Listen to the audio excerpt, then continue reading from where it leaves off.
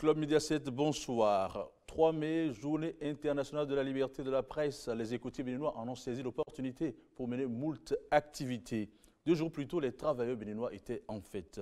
Le gouvernement béninois a profité de sa rencontre hebdomadaire pour annoncer son parapluie social. C'est l'essentiel des questions que nous allons aborder au cours de cette émission. Invité, James Badou. James Badou, rédacteur en chef du quotidien. C'est un quotidien. L'économiste. L'économiste. Et puis en face de James, Dieudonné Katakula, directeur de publication du quotidien Le Matin. Bonsoir, chers invités. Bonsoir. Bonsoir. Tout de suite, 7 jours au Bénin.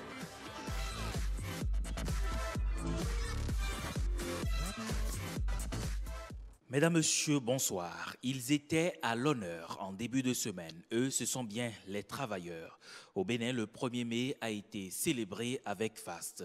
La presse nationale en fait écho, que ce soit le quotidien, l'actualité, Kini ou encore le meilleur, tous en font cas dans leur colonne.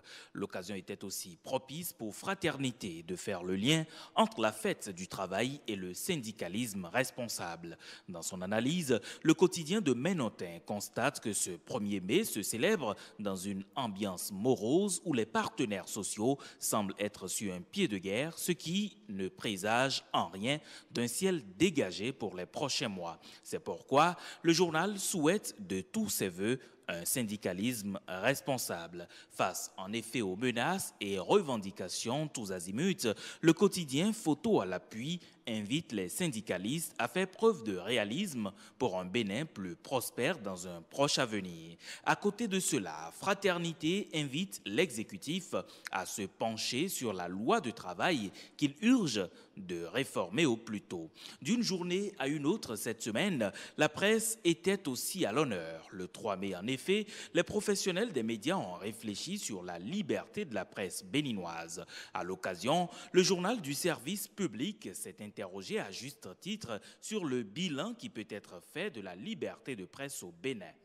Axé autour du thème des esprits critiques pour des temps critiques, le rôle des médias dans la promotion de sociétés pacifiques, justes et inclusives, cette 24e édition de la Journée mondiale de la liberté de la presse aura donc permis aux hommes des médias, politiques, acteurs du monde syndical de se prononcer. Et dans les colonnes du journal La Nation ou encore du quotidien Le Potentiel, chacun y va selon son inspiration.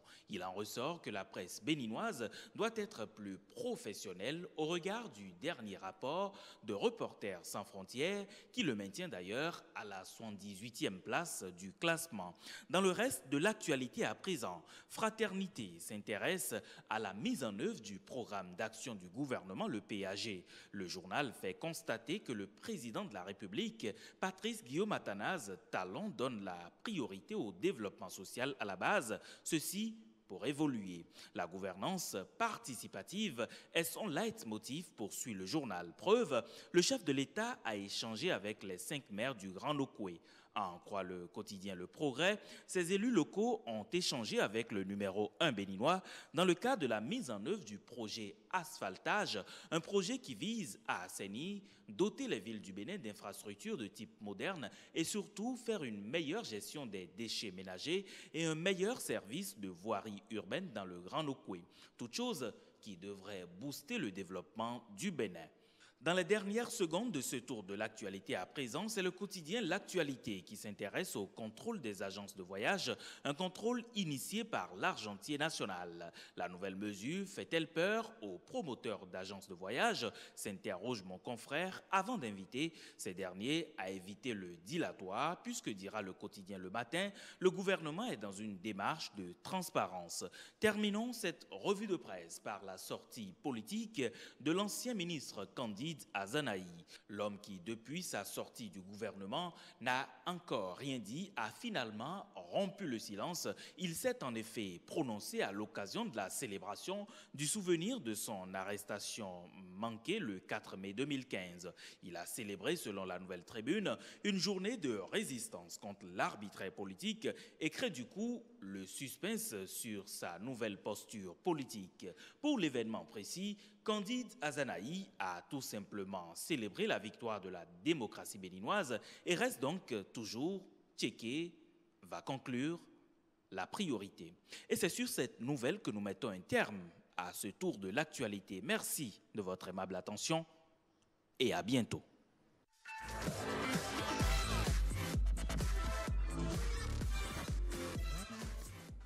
Merci à vous, Ricardo Pekou. Vous l'avez compris, c'est bien Ricardo Pekou, l'auteur de cette revue.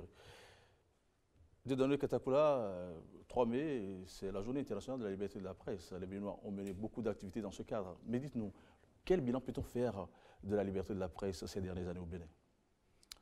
Merci beaucoup de me donner l'opportunité de me prononcer, enfin d'être invité sur votre émission Club Média 7, voilà, qui est une très belle initiative et qui témoigne aussi du fait que la liberté de presse est en marche, surtout dans le service public, ou dans un passé récent, les émissions du type commentaires telles que nous le faisons aujourd'hui, à un moment donné, ont disparu. Et donc, c'est l'expression d'une certaine évolution en matière d'initiative de presse, en matière de créativité au niveau des organes de presse et des journalistes. Et c'est l'expression même du fait que la liberté de presse, en tant que moyens par lesquels le journaliste choisit ses sujets, définit ses thèmes, définit ses émissions, les types d'émissions, les horaires, que les journalistes sont libres de prendre ces initiatives au sein des médias béninois et aussi au sein du service public, que ce n'est pas des pouvoirs politiques ou des forces économiques ou d'autres lobbies économiques qui nous dictent la façon dont nous devons réfléchir ou ce que nous devons faire ou dire sur les médias, et qu'il n'y a pas a priori, quand je dis qu'il n'y a pas a priori de la censure au niveau des médias. Et donc, sur ce fait, je pourrais dire que en matière de liberté de presse aujourd'hui, on ne peut pas dire que le Bénin, que ça ne se fait pas sentir au Bénin. Ce qui peut-être peut remettre en cause ce que nous disons, c'est que le classement de Reporters sans frontières qui maintient le Bénin au 78e rang des pays dans lesquels il y a une liberté de presse, ce n'est pas tant la liberté de choisir les sujets, la liberté d'initier, la liberté d'écrire ou autre. Ce n'est pas tant cette liberté qui est remise en cause par ce classement. Je crois qu'il y a d'autres pesanteurs par rapport et qui peut-être justifient ce rang qui n'honore pas le Bénin, qui a été quand même premier. On va évoquer tout à l'heure ces pesanteurs. Okay. James Badou, le Bénin est 78e au rang, au classement de Reporters sans frontières. Au dernier classement, nous avions occupé le même rang. Qu'est-ce que cela vous inspire? Deuxième par 2 fois. Est-ce à dire que le Bénin est en train de stagner en matière de liberté de presse? Merci et merci de me donner l'opportunité de prendre part à cette émission, qui est une émission à laquelle on doit souhaiter une longue vie. Parce que, comme le disait Dieudonné tout à l'heure, ces genres d'émissions nous avaient fait défaut dans un passé récent. Parlant de l'état des lieux de la liberté de la presse au Bénin, 78e en 2016 et 78e en 2015. Si on s'en tient aux chiffres, on pourrait dire que oui, il y a de la stagnation. Mais si on se met à faire l'état des lieux de façon prospective, on dira que oui, chez nous, il y a la liberté de la presse. Puisque journalistes tous les jours que Dieu fait. Nous sommes libres de choisir nos sujets, comme il a dit, nos thèmes d'investigation. On est libre d'aller et de venir, d'exercer notre métier. À quel niveau se trouve le problème lorsqu'on est 18e, lorsqu'on est dans le 18e? Il y a quand même un problème. Il y a un problème. Est-ce que la presse béninoise est muselée? Il y a un problème. Dans un passé récent, nous avons eu une difficulté majeure par rapport à certains promoteurs d'organes de presse. Et je pourrais dire que c'est peut-être cela qui a fait qu'on n'a pas évolué. Qu'est-ce qui s'est passé avec les promoteurs en question? Bon, c'est des gens qui n'ont pas respecté les cahiers de charges par rapport à l'instance de régulation et qui ont été sommés d'arrêter les productions médiatiques le temps de respecter, de se conformer aux règles. Donc je pense que ça pourrait être un des critères qui aurait milité en faveur de cette stagnation que nous connaissons là. 78e, sous 2 différents régimes. Est-ce qu'on peut parler de musellement éventuellement? Non, il n'y a pas un musellement de la presse. Mais ce qu'il y a, c'est que c'est d'abord que les médias... Il y a d'abord, par exemple, le nouveau code, par exemple, lorsque nous disons que nous sommes libres de définir nos sujets, par exemple, mais l'accès à l'information, quoique régulé aujourd'hui par un nouveau code, un code qui nous donne le droit à l'accès à l'information, on a crié que c'est une avancée, mais en même temps, les conditions d'accès à l'information, aux sources d'information par exemple, ces conditions ne sont pas des plus faciles. Vous avez affaire à des fonctionnaires véreux qui prennent, qui veulent toujours avoir main mise, main ferme, main basse sur l'information. Et donc, ce sont des entraves à la liberté de presse, quoique dans le code, il y a eu une avancée notable dans l'accès aux sources d'information. Mais de façon pratique, ce n'est pas évident pour les journalistes aujourd'hui d'opposer cette loi aux fonctionnaires. Et même si vous opposez cette loi, les conditions d'accès aux sources d'information sont compliquées. Secondo, c'est comme il le dit, moi je ne le dis pas sous-étang, il y a cette malheureuse fermeture d'un certain nombre d'organes de presse par la haute autorité de l'audiovisuel et de la communication. Ce ne serait pas du fait des promoteurs, comme il le dit. Moi, je crois qu'il y a d'autres voies. Je crois qu'il y a d'autres voies et beaucoup l'ont dit. Pourquoi avoir fermé avant de commanditer un rapport d'expertise? Pourquoi avoir fermé l'instance de régulation? L'instance de régulation, à mon avis, a mis la charrue avant les bœufs. Et aujourd'hui, cette instance de régulation a créé un problème pour tout le monde. C'est après avoir fermé ces organes aujourd'hui que nous nous retrouvons dans une certaine situation. Si vous permettez, pour continuer sur les entraves à la liberté, il y a le problème crucial aujourd'hui de financement de la presse. Le modèle économique de la presse, c'est lequel aujourd'hui? C'est quel modèle nous avons?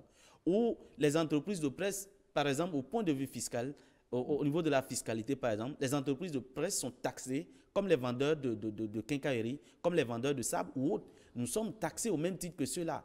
Quelle est la valeur marchande de l'information aujourd'hui où on peut dire, oui, la valeur marchande de l'information, voilà la valeur marchande de l'information, et à ce titre, on taxe cette information comme la quincaillerie. Ou aujourd'hui, lorsqu'il y a des phénomènes surnaturels ou d'autres fléaux, que c'est la presse qui sensibilise et qui participe de ce rôle social de la presse. Peut-on taxer des entreprises qui, à 80%, participent de la formation démocratique du peuple, participent de la sensibilisation au bon comportement des populations? Comment peut-on quantifier la valeur marchande de cette information que les entreprises de presse donnent? Donc, il y a cet aspect des choses. Il y a aussi que le modèle économique aujourd'hui ne définit pas, par exemple, la régulation de la publicité. On ne sait pas comment la publicité est gérée. Excusez-moi, le service public a une grande partie de la publicité par rapport au privé. C'est un débat que nous faisons. Ça ne doit pas nous opposer en tant que journaliste. C'est un concept parce que le service public est censé être entièrement financé par l'État et donc nous pouvons faire le lobbying pour qu'il y ait une loi, par exemple, une loi particulière sur le financement du service public de l'audiovisuel et qui ne soit pas à même de mettre en concurrence le service public par rapport au privé. Le modèle économique aussi, c'est quoi? Aujourd'hui, quel est le marché publicitaire que nous tous nous discutons? Et même quand on va arracher une partie de ce marché publicitaire au service public, quel est ce marché que nous discutons aujourd'hui? Étant donné que nous sommes près de 70 ou 80 organes de presse apparaissent, que nous avons plusieurs chaînes de télévision commerciales privées, que nous avons des radios confessionnelles, que nous avons des radios commerciales et tout cela sur un petit marché. Et nous sommes aujourd'hui dans un pays où l'économie, malgré les annonces faites par le pouvoir en place, que l'économie ne marche pas. La publicité ne confère pas une liberté. La publicité ne confère pas une liberté. La publicité confère une liberté du moment en quel sens? Du moment où ce n'est lorsque pas lorsqu'une grande société, lorsqu'une grande société me confère une certaine publicité, j'ai une surface financière qui me permet de m'affranchir d'un certain groupe de pression politique, d'un certain groupe de pression politico-économique et qui me permet d'avoir la latitude de refuser un certain nombre de commandes, de refuser de rendre un certain nombre de services à des groupes de pression politique. Où vous voyez aujourd'hui où les médias sont obligés, pour 80-90% des cas, de faire la part belle à certaines actions gouvernementales du gouvernement parce que simplement, là où est ta richesse, là où est ton cœur, on dit souvent. Donc, la publicité permet, lorsqu'il y a un secteur privé dans le pays, lorsqu'il y a un secteur privé dynamique, lorsque la publicité n'est plus taxée, c'est ce que je suis en train de dire. Parce que même s'il y a des gens qui ont envie de faire de la publicité, c'est l'État. C'est l'État qui doit nous donner des... En quoi est-ce que l'État a tort? Il faut défiscaliser, par exemple, la publicité. Il faut défiscaliser la publicité. Lorsque quelqu'un, une société qui a envie de faire de la publicité, lorsqu'il regarde la TVA et les impôts qu'il doit payer sur la publicité qu'il donne à une chaîne de télévision, cette société sera réticente. Et de l'autre côté aussi, il y a les services du fisc. Lorsque vous commencez à faire de la publicité, automatiquement, on commence à regarder... Il y a quand même l'aide de l'État à la presse. L'aide de l'État à la presse, c'est 300 millions pour tout cet environnement. 300 millions ou 350 millions pour combien de personnes? Pour combien de médias? Et je vous dis, l'aide de l'État à la presse, cette année, ils viennent de délibérer, ils viennent de publier la liste. Pour l'appui à la qualité, c'est 2 millions par exemple. 2 millions combien? Donc il n'y a pas un seul organe de presse qui ait obtenu 3 millions. En tant que directeur de publication du journal, le matin que je dirige, mes charges de fonctionnement hebdomadaires dépassent 2 millions. Donc, nous avons 52 semaines dans l'année. C'est-à-dire qu'il faut réorienter l'aide. Il faut réorienter l'aide. Ce n'est pas la façon dont ça se déroule, c'est du saupoudrage. Ça ne permet pas, ça n'apporte aucun appui substantiel aux organes. Voilà. Merci Dieudonné Katakola. James Badou, le Bénin a été deuxième au classement Reporters sans frontières. On se retrouve aujourd'hui 78e. Comment expliquer cela? Et tout à l'heure, je ne suis pas d'avis avec Dieudonné quand il disait que les promoteurs qui ont été sommés d'arrêter les diffusions, leur production, des gens ne respectent pas la règle dans un pays et on les appelle à l'ordre. Je crois que c'est tout à fait normal. D'accord, mais les promoteurs ne seraient pas responsables de cette situation, de ce classement. Par contre, l'instance de régulation qui a tout le temps laissé faire et qui aujourd'hui, de but en blanc, suspend ces organes, pourrait en être responsable. Bon, dans une certaine mesure, on pourrait dire qu'ils ont une part de responsabilité, mais la responsabilité, elle est partagée. Vous avez un cahier de charge par rapport à une instance de régulation. Si le cahier de charge est respecté, l'instance de régulation ne sera pas appelée d'amener les gens à respecter les règles. Je crois que les responsabilités sont partagées. Je voulais jeter la pierre à la HAC, ce serait un faux procès, à mon avis. Entendu, mais comment expliquer le nouveau classement? Nous qui avons été deuxième, on se retrouve au 78e rang mondial. Comment expliquer cette situation? Vous savez, sur 180 pays. Nous sommes sur un terrain concurrentiel. Les pays qui sont en retard par rapport à ce classement font des efforts quotidiens pour évoluer. Est-ce que vous voyez? Chez nous ici, bon, nous dormons sur nos lauriers, on pourrait dire, parce que nous croyons que la liberté, elle est déjà acquise et qu'il faille dormir. Et puis bon, pour que les bons classements nous soient attribués. Je crois que la responsabilité, elle est partagée. On ne pourrait pas dire que ce sont les politiques qui font que le classement, il est mauvais pour nous. Non, certains collègues plaident pour la remise en marche des contrats avec le gouvernement. Est-ce que cela peut améliorer quelque chose? Bon, dans une certaine mesure, Dieudonné vient de poser un problème de financement des organes de presse. C'est un problème récurrent. Nous tous, nous avons conscience que ça ne va pas pour ce qui concerne le fonctionnement quotidien des organes de presse, notamment les quotidiens. Vous en convenez avec moi que le fait même que nous soyons sur cette émission n'est pas chose facile. Il a fallu que des cadres soient là, que la technique soit déployée. Donc ce n'est pas une mince affaire, le média. Donc vous convenez avec moi qu'il faut chercher des sources de financement pour ces médias-là, pour les mettre à l'abri des pressions, comme il vient de le dire. Deuxième sujet, la fête des travailleurs. 6 centrales syndicales ont présenté leurs doléances au gouvernement. Croyez-vous que les ciels soient bien dégagés pour les jours à venir? Entendu que les centrales semblent être sur pied de guerre. Bon, déjà, il faut se réjouir que les centrales n'aient pas boycotté la cérémonie et donc que les cahiers de charges soient présentés et que véritablement le dialogue soit maintenu. Parce qu'avec les syndicats, bon, il y a les centrales syndicales, mais aussi il y a les syndicats de base qui, à un moment donné, ne font plus confiance à ces centrales syndicales. Et vous observez le phénomène de création de fronts, souvent, surtout au sein du secteur de l'éducation ou de la santé, vous remarquez la création de fronts. Et ce sont des fronts vraiment qui s'affranchissent de la tutelle de ces centrales. Et on observe parfois des mouvements de grève vraiment durs menés dans certains secteurs d'activité jusqu'à ce que le gouvernement ne cède. Moi, je crois que c'est déjà bien que le dialogue soit toujours maintenu avec les partenaires sociaux du gouvernement et que véritablement les uns et les autres soient réalistes. Et que le dialogue hypocrite qui a toujours fonctionné n'ait plus droit de citer, que le gouvernement dise clairement ce dont il est capable et que les fonctionnaires, surtout quand il dit les fonctionnaires, les dirigeants, n'attendent pas que les gens fassent 2, 3, 4, voire 2 mois, 3 mois, 4 mois de grève avant de céder aux pressions et autres. Alors, James Badou, Je vous lis cette assertion. Nous invitons le gouvernement à œuvrer strictement au respect des droits des travailleurs et à ne pas tomber dans les actes attentatoires aux libertés. Le pouvoir d'achat des travailleurs et des citoyens est en chute libre. Et si rien n'est fait, des remous sociaux sont en téléchargement. C'est là des propos d'un syndicaliste noté le 1er mai. Qu'est-ce que cela vous inspire? Bon, le syndicaliste, il est dans son rôle. Il est dans son rôle, mais ce que nous vivons actuellement, effectivement, il y a un problème de mal-vivre dans le pays. Nous allons tous sur le même marché. Et est-ce qu'on pourrait dire que ce sont les pouvoirs publics qui sont responsables de cet état de choses, étant donné que la conjoncture elle est internationale? Et nous savons que quand ça va mal sur le front économique, ça va mal partout. Le syndicalisme, en fait, le premier devrait-il être consacré à des doléances, à des revendications ou plutôt à des réflexions sur le rendement des travailleurs?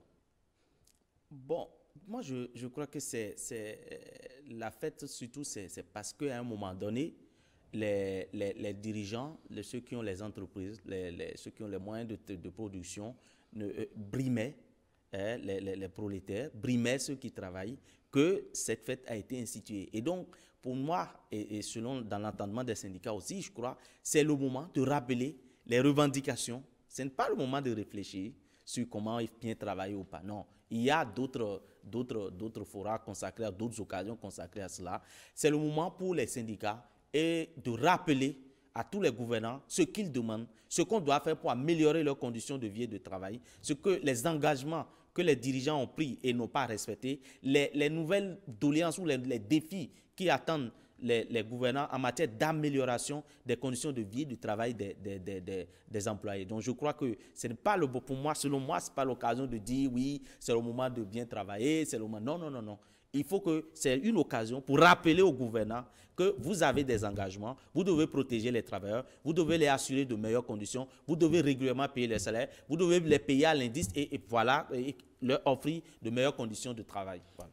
James Badou, en général, le syndicalisme béninois fait preuve de menaces et de revendications. Faut-il faire preuve de menaces ou plutôt tenir compte de façon réelle de la situation de notre pays développé? Notre pays sous-développé. Merci, merci. Mais moi, je reviens à la première question que tu avais posée concernant le sens du syndicalisme. Est-ce qu'il faudrait revendiquer ou bien appeler à une réflexion? Là-dessus, je dirais que oui, parce que la question que pose le syndicalisme chez nous, c'est de savoir si le syndicat n'existe que pour revendiquer. C'est la question que ça pose. Quand on jette un regard rétrospectif sur ce qu'a été le syndicalisme chez nous, jusque-là, on s'aperçoit que le syndicat chez nous ne fait que revendiquer. Voulez-vous dire qu'ils ne font pas preuve de réalisme? Est-ce qu'ils n'ont pas des devoirs? C'est la question que je me pose. Aujourd'hui, il est reconnu que les travailleurs dans l'administration publique ne fournissent pas ce qu'on attend d'eux comme effort en tant que force productive. Nous en sommes conscients. Quand vous avez une situation à régler au niveau de l'administration, Dieudonné, tu conviens avec moi que ce n'est pas toujours facile. Celui qui est là pour travailler, tu viens solliciter ses compétences, mais au moment où il est censé te répondre, il est au téléphone ou bien on te dit qu'il s'est levé, qu'il est allé aux toilettes et tu perds ton temps là. Tout ça fait que ça rejaillit sur la production de façon globale. Est-ce que le syndicalisme doit continuer à revendiquer tout le temps? C'est la question qui se pose aujourd'hui. Je crois un syndicalisme sans responsabilité parce que le principal employeur est l'État. Moi, je me dis qu'il y a un problème qui se pose. Autre sujet, la mise en œuvre du PAG. Le gouvernement vient de brandir l'arche assurance pour le renforcement du capital humain avec une prévision de 313 milliards. Qu'est-ce que cela vous inspire, Dieudonné Ketakula? Je crois que le gouvernement vient de répondre à une grosse préoccupation des Béninois. Celle qui est que ce gouvernement n'a que faire du social. Un gouvernement qui est venu et qui ne pense qu'à rentabiliser l'État comme une société privée. Je crois que c'est la réponse appropriée à tous ceux qui pensent comme ça. Parce que, voyez-vous, l'assurance maladie ne doit pas être quelque chose d'isolé. Vous ne pouvez pas assurer la santé à quelqu'un qui n'a pas mangé. Vous ne pouvez pas assurer une bonne santé à quelqu'un qui ne sait pas ce qu'il va manger et qui y réfléchit. À quelqu'un qui, lorsqu'une fois qu'il perd sa force de travail, qu'il est condamné à la mendicité. Et je crois que ce que moi, je félicite dans le projet H, c'est l'approche intégrée d'avoir mis en place un package de 4 services, c'est-à-dire l'assurance maladie, l'assurance retraite, les microcrédits et puis la formation. Je ne sais pas trop comment tout cela va être mis en œuvre.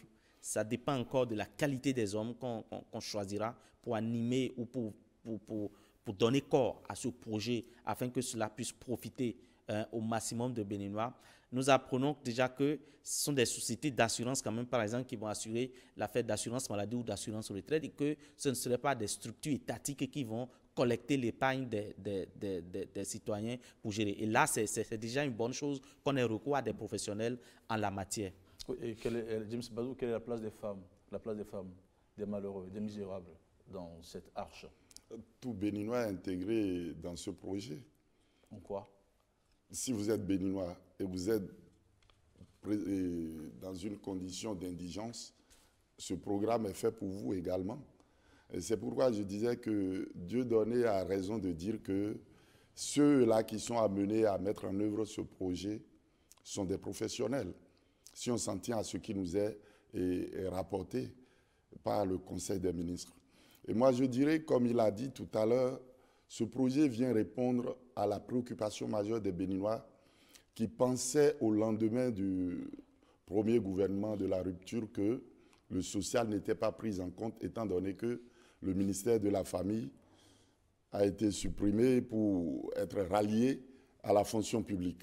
Donc, c'est une réponse à cette crainte des Béninois qui pensaient que oui, ils étaient laissés pour compte. Oui, Katakola, dites-nous, les personnes sans activité seront-elles prises en compte par cette assurance? Bon, d'après ce que j'ai cru comprendre, notamment en termes au niveau de l'assurance maladie, c'est ça qui préoccupe beaucoup. Je crois que les indigents, l'État va souscrire normalement entièrement à 100% aux indigents. Maintenant, qui est indigent, qui ne l'est pas, ça reste à définir.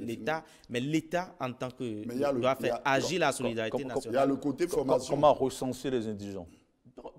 D'après ce que j'ai cru entendre, ce que je comprends, c'est qu'il y aura des professionnels en la matière qui seront des structures compétentes en la matière, qui feront les enquêtes. Et puis, bon, on se connaît, il y a les élus locaux, il y a les délégués de quartier, il y a la famille. Donc, je crois qu'en matière d'indigence ou autre, les gens se connaissent lorsqu'on descend au niveau des zones. Dans les villes, ça serait un peu difficile, mais les zones où il y a beaucoup plus de gens sans moyens, les gens se connaissent.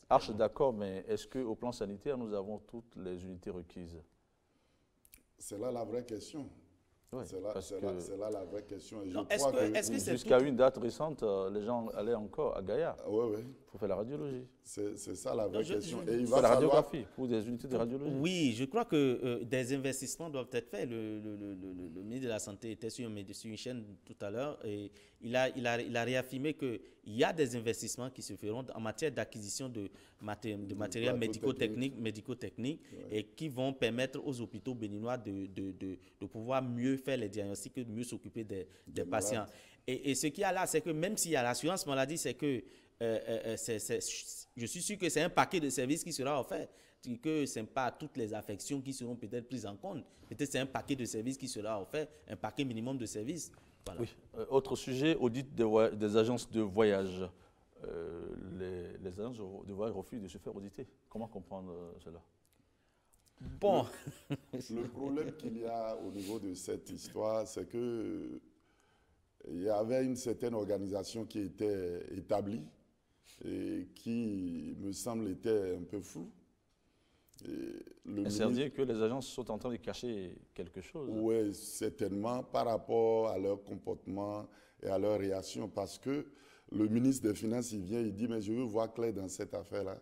Mais si vous êtes réglo, il ne reste qu'à fournir les informations qu'il faut pour être quitte. Moi, je pense que les agents de voyage ont intérêt à fournir les preuves des prestations qu'ils ont eu à rendre au profit de l'État. Si quelqu'un a rendu une prestation saine, Et je crois que ça, l'audit ne doit pas porter sur le coût des billets d'avion, non. Ça ne doit pas porter sur le coût des billets d'avion. Il faut vérifier si effectivement les prestations ont été offertes et que les gens ont effectivement voyagé avec ces billets d'avion. Si les gens ont effectivement voyagé, que l'agence de voyage facture ça à 3 ou 4 fois plus que ce qui est sur le marché, je crois que ça, le ministère ne doit pas s'en offusquer parce que les gens sont sur le marché. Si le fonctionnaire qui a accepté de payer le billet à ce prix l'a fait, ce n'est pas à celui qui a vendu qu'on doit s'en prendre, c'est à celui qui a acheté c'est au fonctionnaire qu'on doit s'en prendre, premièrement. Secondo, je crois que moi, personnellement, dans ce dossier, si je dois lancer un appel, c'est que tout ce qui a été fait, que les gens essayent de régler.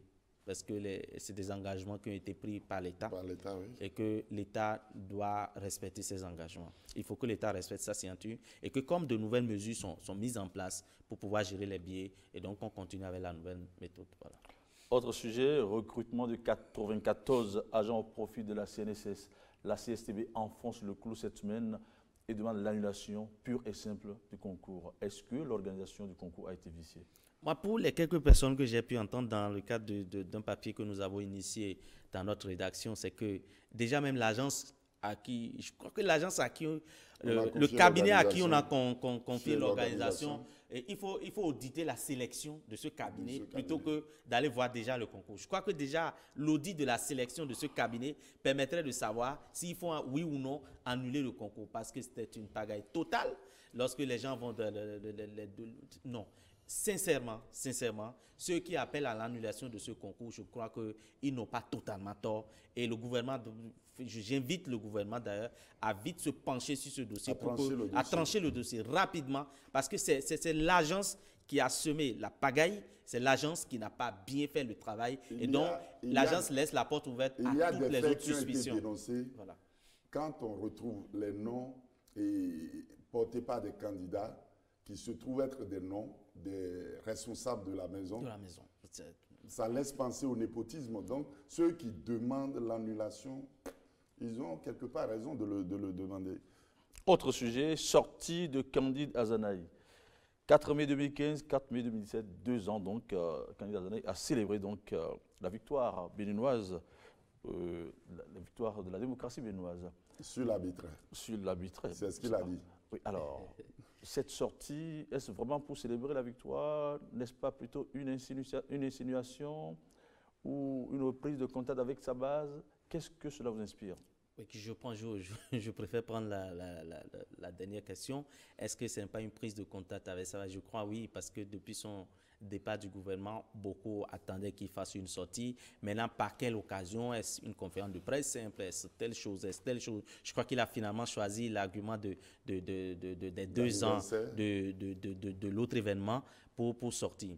Et fondamentalement, si vous voulez mon avis personnel, et je l'ai déjà dit une fois, c'est que cette date du 4 mai ou 5 mai, je crois, du 4 mai, ce n'est pas une date à oublier. Et personnellement, ce n'est pas une date à célébrer. Contrairement à ce qu'il dit que c'est la victoire de la démocratie. S'il n'y avait pas eu un 4 mai, il n'y aurait pas un 19 mai. Et s'il n'y avait pas eu un 19 mai, il n'y aurait pas un 6 avril 2016. Donc, il ne devrait pas. Donc, voilà. Donc ce que j'ai dit, c'est que pour moi, ce n'est pas une date à oublier, mais ce n'est pas une date à célébrer.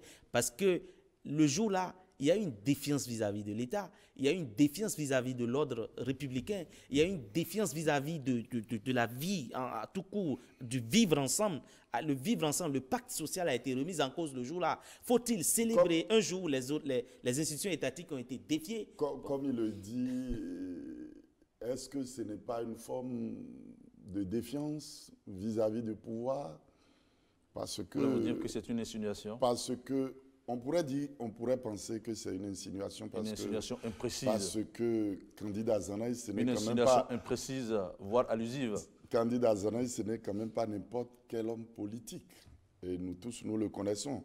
Donc, ça a une connotation politique, cet anniversaire-là, de 4 mai. On pourrait dire qu'il a saisi cette occasion-là pour prendre contact avec sa base, quitte à se faire une santé politique pour peut-être son agenda politique à venir. Nous allons à présent suivre les informations qui sont sur le web. C'est avec Yves-Patrick Loco.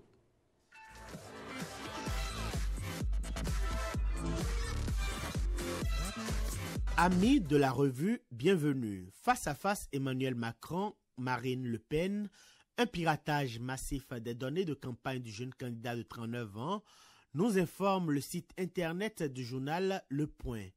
Il y a des fuites de milliers de documents de la campagne de Macron, renseigne Le Point qui fait savoir que près de 9 gigas de documents concernant le candidat centriste ont été révélés sur Internet. Ceci n'implique pas forcément cela, mais France Info fait savoir qu'un Français sur 4 ne se rendra pas aux urnes ce dimanche. Selon l'Institut Odossar que rapporte le site, le taux de participation sera semblable à celui de la présidentielle de 1969. C'est un vote de rejet plus que d'adhésion, croit savoir le site. Laissons les Gaulois et intéressons-nous au pays de l'oncle Sam, où l'heure est aux 100 premiers jours du président Donald Trump. Gaffe, retour sur l'Obamacare, la réforme de santé de son prédécesseur et boycott de la rencontre des journalistes sont au compteur des 3 premiers mois de Trump, que nous rappelle le site de Libération. Selon Libé, le Trumpcare, en référence à l'Obamacare, va dévaster le système de santé aux États-Unis. C'est tout pour cette revue. Dans l'attente des résultats officiels de la présidentielle française, je prends congé de vous.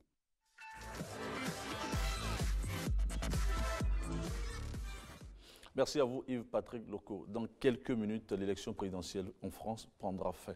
Qui de Emmanuel Macron et de Marine Le Pen peut s'en sortir? Emmanuel Macron, à la faveur des pronostics et à l'allure où vont les choses, il me semble que dans quelques heures, il sera le prochain président de la République française. Vous fondez sur quoi pour le dire? Je m'appuie sur les soutiens qu'il a eus et puis sur les derniers sondages, même s'il ne faut pas se fier totalement aux sondages.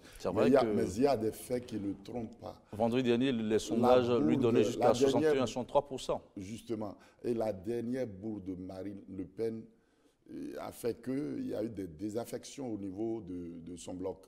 Ce qui fait qu'aujourd'hui, on pourrait dire, affirmer sans risque d'erreur que le prochain président serait Emmanuel Macron. Dieudonné Katakoula? Non, les indices sont clairs. Il y a une mobilisation républicaine contre ce que les gens appellent le front, le Front National. Donc, ils sont le Front anti-européen. Voilà. Donc, je crois que quelles que soient les erreurs que les sondages pourraient comporter, Marine Le Pen n'a jamais pris l'avance depuis l'annonce des deux candidats qui sont arrivés au second tour. Il y a quand même eu un piratage massif des données d'Emmanuel Macron. Est-ce que cela ne va pas le déstabiliser? Non, mais justement, les gens ont pallié à ça. Ce qu'il faut craindre. Les gens ne se sont pas comportés, les Français ne se sont pas laissés prendre au piège des Russes. Voilà. Ils ont vite décelé ça et puis ils ont organisé la contre-attaque. Et ce qu'il y a là, c'est comme ce n'est pas le système informatique des élections qui est trafiqué ou qui est attaqué. Donc, moi, je crois que d'après les sondages et ce qu'on va observer, Emmanuel Macron sera le prochain président de la France et les Français auront encore une fois un président, pas défaut. C'est mon opinion. On va aux États-Unis, un mot sur Trumpcare. Oui, moi, fondamentalement, c'est comme je l'ai écouté d'un célèbre politologue, c'est que ce qui gêne Donald Trump dans cette affaire de Obamacare, c'est que ça porte le nom d'Obama. Voilà. Et il veut enlever le nom d'Obama. Et parce que je ne vois pas ce qu'il y a de répréhensible dans un programme qui pense assainir et garantir la santé en faveur des plus pauvres. Et c'est ce que nous venons de dire avec H. Donc, si H portait le nom de Talon-Cœur, peut-être qu'un autre président, s'il vient, il va aller remettre en cause. Donc, je crois que c'est le nom d'Obama qui gêne l'actuel président. Merci à vous, chers collègues, d'être venus sur ce plateau. Dieudonné Katakoula, directeur de publication du quotidien Le Matin. Merci. D'être venu. Merci. Et puis James Badou, rédacteur en chef de L'Économiste. Merci. Je vous retrouve sous peu. Et tout de suite, nous allons passer au médiateur. Au médiateur de la presse, c'est avec Jocelyne Aladaï-Dayon.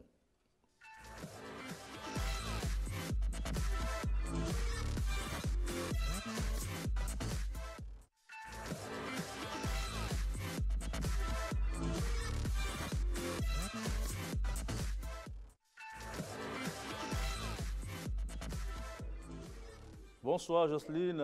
Bonsoir Mesme Adisso. Oui, la célébration de la 24e édition de la Journée internationale de la liberté de la presse nous donne l'occasion d'évoquer un peu les entraves à cette liberté.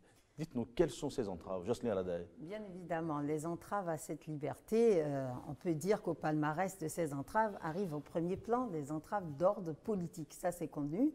Vos invités tout à l'heure ont évoqué cette pression politique, cette pression de personnalités, d'autorités politiques ou de lobbying politique, sinon politico-économique, qui viennent ainsi chercher à museler la presse, l'empêcher de véritablement porter l'information vraie et juste.